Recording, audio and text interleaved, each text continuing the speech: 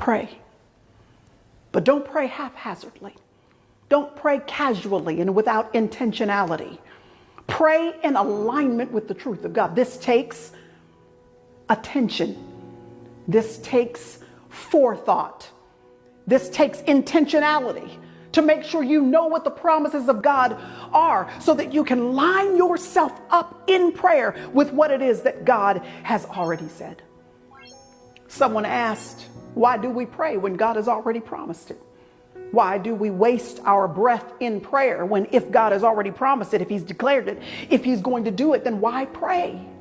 The reason why is because prayer is the key that begins to unlock the resources of heaven so that they are unleashed onto the landscape of our earth, of reality.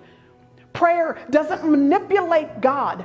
It just gives us access to the things that God already plans to do for us anyway. Prayer is this beautiful opportunity that he gives us to be a partner with him in seeing his kingdom come and his will being done on earth as it is in heaven.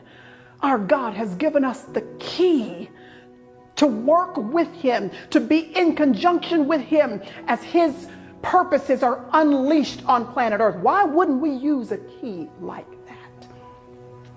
So when we see and hear and understand God's promises, it shouldn't dull our prayer life and make us lazy in prayer. Instead, it should ignite our prayer lives with an extra measure of confidence and assurance that we would otherwise lack. Now that we know God's promises, instead of floundering in our prayer lives, now we've got some concrete truths to rest what we're saying on.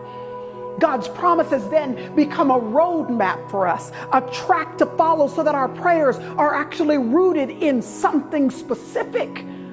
God's promises become an arrow that point us in the right direction, and in and of themselves, those prayers actually then become the destination too.